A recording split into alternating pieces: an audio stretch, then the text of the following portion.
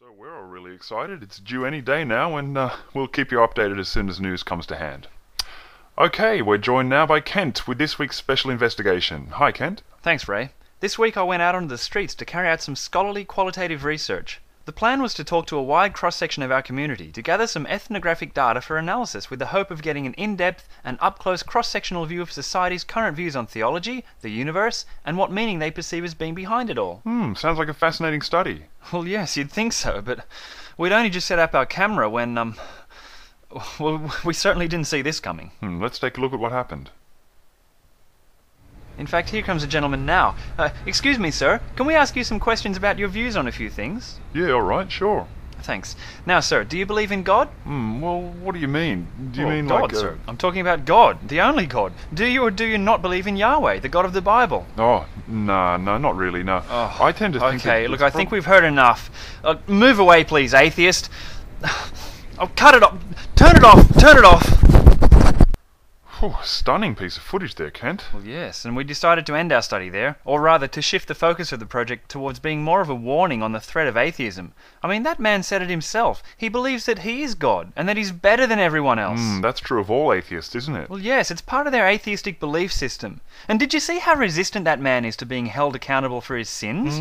Obviously, he's aware that he's lived a life that's offensive to the Lord, and he's hoping to get out of having to give an account of it on Judgment Day. When we analyse what he actually said there, it's clear to me that he's been hurt at some point in his life, and he's angry at God for having allowed that. Well, that's the story of every atheist, Ray. Why else would they disbelieve in Yahweh, the bush-burning, pestilence-inflicting God of Iron Age Palestine? I mean, one of the things that stood out to me was that he's having a hard time understanding suffering, and he's bearing a grudge against God for having allowed it.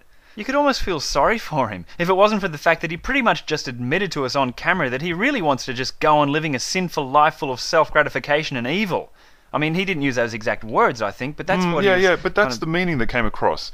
That's just what happens to atheists, isn't it? Deep down they know Yahweh exists, they become jealous of him, and they put themselves in his place. And even if they think they're contented or happy, the truth is that their lives have ceased to have any real meaning. Well, that would explain the bitterness that we see him carrying through his godless life. Exactly. That guy obviously had so much hate in his heart, mainly towards God, but who knows when someone like that is just going to go and get a gun and go on a killing spree? Well, what's to stop him? Without a belief in invisible jealous beings, virgin births, and a system of punitive amnesty based on redemptive blood sacrifice, he doesn't have any firm basis for morality, does he? Sorry, Ken, sorry. I should just point out here for our viewers that we're not saying that atheists don't have any morals. Oh, no, of course we'd never say that on television. No, we're just strongly insinuating it and placing ourselves on a moral high ground of our own conceited fabrication. Which we can do, because you and I have got the fear of hell to keep us in line, don't we? Well, that's right. I wouldn't have a clue what was right or wrong if my morality wasn't based around a system of belief in things for which there is no convincing evidence. Yeah, how can you know what's good and kind if your ethics are based on reason, observation,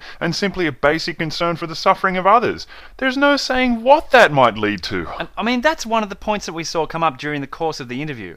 That as an atheist, his religion is evolution, which means that he doesn't see anything wrong with raping anyone he wants in order to pass on his genes in a sick homage to Charles Darwin, who was actually a creationist before he became a racist Nazi communist and invented evolution in response to a family tragedy. Yes, well that's the way it goes for atheistic Darwinian evolutionists. Survival of the fittest and abort the rest. I'm not sure if you picked up on it from just watching the footage, Ray, but standing next to him, I really got the impression that he shared the morality of his atheistic hero, Joseph Stalin. Yes, actually I did detect that.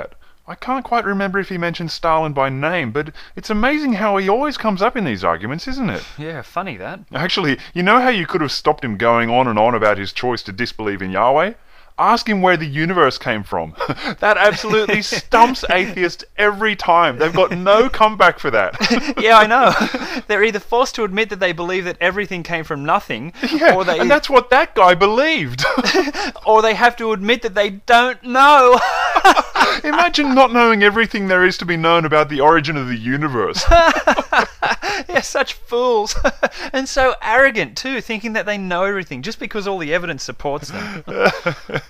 Well, Kent, we shouldn't be too flippant about this, actually. Your investigation was pretty sobering, and it's given us something to think about, that's for sure. Yes, Ray, with people like him loose in society, it's no wonder we've lost practically all of our freedoms, is it? Well, we all have to be on our guard, and thank you for presenting the facts objectively so that our viewers can draw their own conclusions from them.